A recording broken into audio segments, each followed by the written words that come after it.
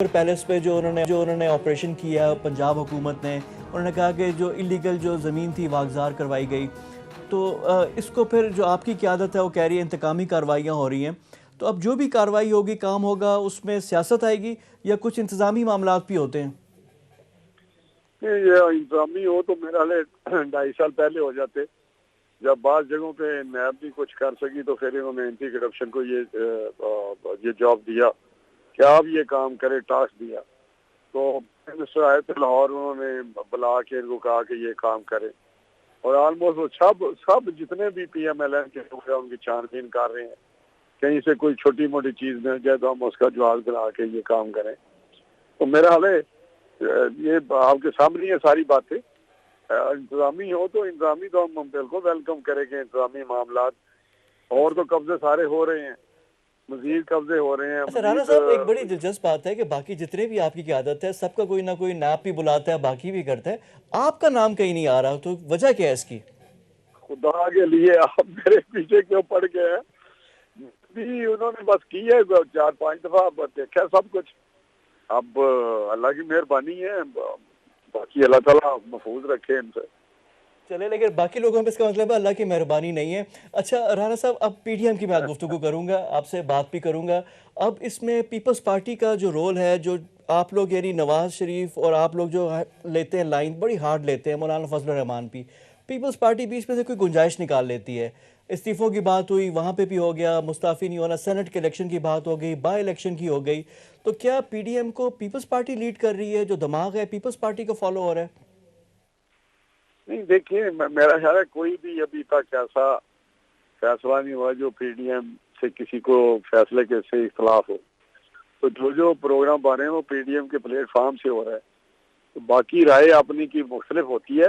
Target एक ही है, हुकूमत को निकालना, फेयर और फ्री इलेक्शन करवाना। तो वो आपके सामने ही है कि वो कोई बिलावल साहब बताते हैं, कोई हम बताते हैं, कोई मौलाना साहब बताते हैं, या दूसरे जो कंपोनेंट्स हैं PDM के वो बताते हैं। तो जो फैसला फाइनल होता है मेजॉरिटी से या कंसेंसस से, उस पर अमल होता है, सभी अमल करते हैं। तो ये कौन की तजवीज़ आई है सामने। PDM की मीटिंग होगी 31 जनवरी के बाद, वो शायद 6 को हो रही है या 4 को हो रही है। तो उसमें जब ये लोग मिलेंगे उसमें फैसला करेंगे कि कौन सा रास्ता अडॉप्ट करना है। क्योंकि तो राणा वो साहब, इंशाल्लाह वो जो फैसला। आपकी दोस्त है फिरदौस आशिक अवान साहिबा, आपके CM की जो एडवाइजर भी हैं, SSCM भी हैं, वो कह रही हैं कि जनवरी आ गया, इस्तीफे नहीं आए, वो बड़ा बेचैनी से इस्तीफों का इंतजार कर रही हैं PMLN के। देखें, ये बस एक ये ऐसे ही सारे फजूल किस्म के लोग हैं। हमने कब कहा था कि इस्तीफे पहले देने हैं? इस्तीफे लास्ट ऑप्शन है। ये इनको लॉन्ग मार्च भी होगा, और उसके बाद अगर कोई वो भी अगर जरूरत पड़ी तो ये बिल्कुल क्लियर है कि उस वक्त तक अगर कोई ऐसी ना अपने टारगेट अचीव कर सके तो फिर ये लास्ट ऑप्शन भी एक फैसला करके PDM के प्लेटफॉर्म पे एक्सरसाइज किया जाएगा। अच्छा तो राणा ये साहब, फैसला बता क़यादत को इस्तीफे दें, उनके पास जमा करा दिए सबने। ठीक है राणा साहब, क्योंकि आप भी सेंट्रल पंजाब में ही आपका हल्का भी है, आप वहाँ से जीतते भी हैं। अभी उसके करीब ही जो 2 हल्के हैं, एक पंजाब असम्बली का है गुजरांवाला वाला हल्का, और एक डस्का का यानी सियालकोट वाला जो हल्का है NA-75, इसमें बाई इलेक्शन हो रहे हैं। अब जाहिर बात है ये PMLN की सीटें हैं, दोनों जगह पे जो MPA थे, MNA थे, वो PMLN के थे। अब यहाँ पे अब PTI के साथ आप लोगों का मुकाबला है 1 on 1। ये कितना इंपॉर्टेंट है बाई इलेक्शन PMLN के लिए? देखिए, हमारे लिए भी अहम है और उनके लिए भी अहम है। हमारी तो सीटें हैं, लेकिन जिस तरह ये इलेक्शन लड़ रहे हैं, अभी पंजाब में भी इनकी गवर्नमेंट है, फेडरल भी गवर्नमेंट भी इनकी है। तो जिस तरह वहाँ पे इन्होंने डेवलपमेंट काम का जाल बिछाना शुरू किया है, लोग अनाउंसमेंट शुरू की है, वो तमाम इलेक्शन कमीशन के जो रूल्स हैं उनकी ददियाँ बिखेर रहे हैं। तो अभी हम पढ़ते हैं इलेक्शन कमीशन नोटिस ले लिया, इलेक्शन कमीशन ने ये कर लिया, लेकिन कोई मौसर कार्रवाई हुकूमती कैंडिडेट के खिलाफ नहीं की गई। ना वो रोक सके हैं उनकी डेवलपमेंट, ना उनके अनाउंसमेंट रोक सके हैं, ना उनको कोई जुर्माना या कोई ऐसा और एक्शन किया। तो मैं समझता हूँ PMLN वाजिया, इसके बावजूद PMLN वाजिया अक्सरियत से जीतेगी, क्योंकि मैंने भी वहाँ चक्कर लगाया है NA-75 में। तो इंशाल्लाह बाज़ अक्सरियत से हम जीतेंगे, पहले से भी ज़्यादा जीतेंगे। चले, जैसे आपने कहा कि बड़ा टेस्ट केस है गवर्नमेंट के लिए भी और पीएमएलएन के लिए भी, और पता एक आवाम का भी एक पता चल जाएगा कि किस साइड पे वोट हो रहे हैं नहीं हो रहे, क्योंकि सिंध में जो बाई इलेक्शन हुआ है पीपल्स पार्टी ने डबल लीड के साथ वो जीता है और अरबाब गुलाम रहीम जीडीए के जो कैंडिडेट थे उनसे जीता है, और वो फिर प्राइम मिनिस्टर को ब्लेम कर रहे थे। अब आ जाते हैं एक और इम्पॉर्टेंट टॉपिक की तरफ।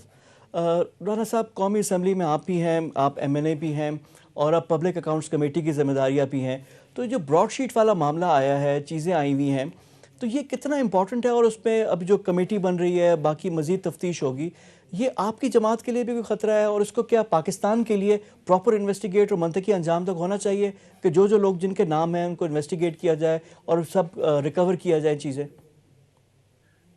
मैं 100% आपसे इत्तेफाक करता हूँ, जिसके भी नाम है, जो भी जिम्मेदार है, उसका नाम सामने भी आना चाहिए और जिसकी लायबिलिटी बनती है, रिस्पॉन्सिबिलिटी बनती है, उनसे पैसा भी लिया जाना चाहिए। जो पाकिस्तान के अवाम का, पाकिस्तान के पैसा जो गया है, इस तरह वेस्ट हुआ है, तो मैं समझता हूँ आप जो ठीक कह रहे हैं, एक ऐसी इंक्वायरी होनी चाहिए जिसमें सबका एतमाद हो और वो बिल्कुल साफ सुथरी इंक्वायरी करके जो भी जिम्मेदार है उसके सामने करदार। लेकिन राना साहब, आपकी जमात का मौकफ तो दूसरा है, क्योंकि उस पर मियां मोहम्मद नवाज शरीफ का भी नाम आ रहा है। वो कह रहे हैं कि विच हंट हो जाएगी, और जो कमेटी के सरबराह लगे हैं जस्टिस रिटायर्ड अजमत सईद, उन पर भी एतराज़ किया जा रहा है, पीपल्स पार्टी भी एतराज़ कर रही है।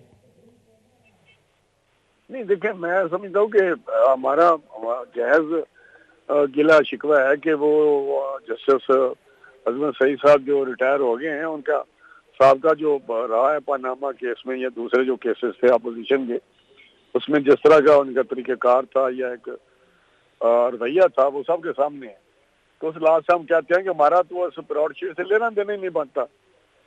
किसी ने मादा किया, किसी ने कैंसिल किया, किसी ने पैसे दिए, उसमें हम किधर से बीच में आ गए, मुझे बता दें आप। सर, तो ये सारी चीजें मैं समझता हूँ कि ये बिल्कुल ऐसे ही फजूल किस्म का हमारा नाम लेते हैं। क्योंकि सर उसमें एवन फील्ड का भी जिक्र है, जायदाद का जो यूके के कोर्ट में गया है ना मामला, तो वहाँ पे जो जायदादें थी मियां मोहम्मद नवाज शरीफ की आई, उसमें भी वो दावेदार हैं, कहते हैं कि हमें 20% उसमें से भी मिलना चाहिए जो हमने डिस्कवर की हैं वहाँ पे। और जो ऑफशोर प्रॉपर्टीज की भी बात थी, उस पर भी सारी ये चीज़ें हैं। नहीं, उन्होंने डिस्कवर किए कुछ नहीं, ना इनके पास है। अगर होता हमारी जीआईटी से उन्होंने डिस्कवर किया, जीआईटी की वजह से उन्होंने साथ में दिया। देखिए, वो कहते क्या है, वो कहते हैं कि जी अगर आप कैंसिल ना करते तो ये हमने डिस्कवर करने थे और लाजा करने थे, लाजा हमें उसका पैसे दिया जाए। तो ये मैं अजीब उनकी मंतक है कि हमने करने थे। लेकिन तो हम केस हार गए राना साहब, फिर भी हम उनसे केस हार गए थे ब्रॉडशीट ने, और ब्रॉडशीट ने फिर हमसे $3 करोड़ भी वो निकाले। केस हार गए थे क्योंकि उसकी कार्रवाई सही नहीं हुई। देखिए ना, यही तो बात है। 2016 में हुआ था और राना साहब उस वक्त पीएमएलएन की गवर्नमेंट थी। आप पता तो करना चाहिए ना कि किस तरह वो हारे या क्या हुआ। हम तो कहते हैं कि बताएं किस तरह हारे हैं, क्या हुआ है उसमें।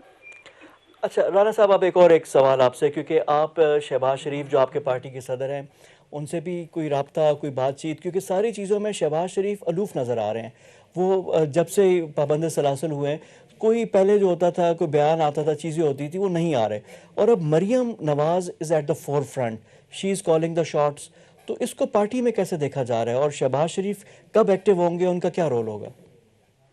देखिए, शहबाज साहब क्योंकि जेल में हैं, वो अब वो रोल तो उनका नहीं हो सकता जो एक प्रेसिडेंट बाहर रह के कर सकता है। तो मरियम बड़े कंट्रीब्यूट कर रही है, बड़ी मजबूत कर रही है पार्टी को। मैं समझता हूँ जब शहबाज साहब बाहर आएंगे तो इंशाल्लाह वो अपना रोल, प्रेसिडेंट है पीएमएलएन के, और वो अपना अदा करेंगे, रोल डेफिनेटली करेंगे अपना। अच्छा राना साहब, आप बड़े सीनियर रहनुमा भी हैं और जाहिर बात है मरियम नवाज का भी एक रोल है, सब चीज़ें हैं। कहा जाता है कि मरियम नवाज के गिर्द कुछ लोग हैं जिनको वो बड़ी फोकियत और प्रेफरेंस देती हैं, शहबाज साहब के साथ कुछ लोग हैं जिनसे अच्छी अंडरस्टैंडिंग है। और क्या ये पार्टी में डिवीज़न है कोई इस तरह की कि इस कैंप या उस कैंप वाली बात है? नहीं, जो भी इशू होते हैं इम्पोर्टेंट, वो मरियम बीबी भी सब लोगों से डिस्कस करती है, जो सीनियर लोग हैं स्पेशली, और शहबाज साहब भी यही तो करते थे।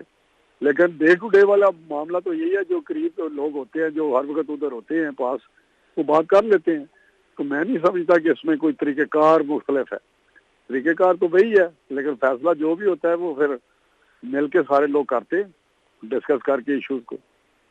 अच्छा राणा साहब, अब एक चीज़ है कि जो पाकिस्तान की जिस तरह पीआईए के त्यारे के साथ हुआ कि हमारा त्यारा था, लीज़ की रकम अदा नहीं की, जिसकी वजह से हमें सुबकी का भी सामना करना पड़ा। फिर पीआईए के मामलात भी हमारे सामने हैं। फिर स्टील मिल्स का भी हमने देखा है कि उसमें भी जो मुलाजमीन को निकाला जा रहा है, चीज़ें हो रही हैं। तो ये दोनों इदारे आप लोगों की भी हुकूमत थी, तो क्यों नहीं ठीक हुए, क्यों नहीं ये अपने कदमों पे हुए और कोई उड़ान हुई? देखिए, मियाँ साहब का कारोबार स्टील का ही था, तो ये बड़ा जो नाक़िदीन एतराज़ करते हैं कि उनकी मिलें तो ठीक चलती हैं लेकिन पाकिस्तान की स्टील मिल नहीं चली। ये जो चीज़ें एतराज़ है, इस पे क्या कहेंगे? देखिए ये बड़े लंबी इस पे डिस्कशन चाहिए कि स्टील मिल का जो जिस तरह एक स्ट्रक्चर खड़ा किया गया है, उसकी जो रिक्वायरमेंट थी या जो उसके चाहिए उसमें, वो उस तरह नहीं चली। और सरकारी जो महकमे होते हैं वो आपको पता है, जिस तरह भी जितने भी आपने वहाँ चीफ एग्जीक्यूटिव लगाए, चेयरमैन लगाए, वो कोई गया तो उसमें बेहतर किया है, कोई गया तो उसने नहीं कि बेहतर काम कर सके। ये या एक लगाया वो डिपेंड करता त्यारा है भी, कि जर्मनी वाले थे वो, तो त्यारा भी वो बेच के चले गए। प्यारा उस पर भी कार्रवाई हो रही, वो हमारे जमाने में हो रही थी, बिल्कुल हो रही थी। और इसी तरह हमने पीआईए को बेहतर करने की कोशिश की, बहुत सारा बेहतर भी हुआ। आपको पता है कि उस वक्त क्या हालात थे और फिर कितने बेहतर हुए। लेकिन जैसे ये गवर्नमेंट आई है उस वक्त तो कोई एक बात थोड़ी हो रही है, कभी पीआईए नहीं चलती, कभी स्टील मिल नहीं चलती, कभी रोजगार्ड का मसला है, कभी अब कमीशन के, पाकिस्तान हाई कमीशन के अकाउंट्स फ्रीज हो रहे हैं। यहाँ तो इशू ही इशू है। तो मैं समझता हूँ ये चीजें आपके सामने हैं।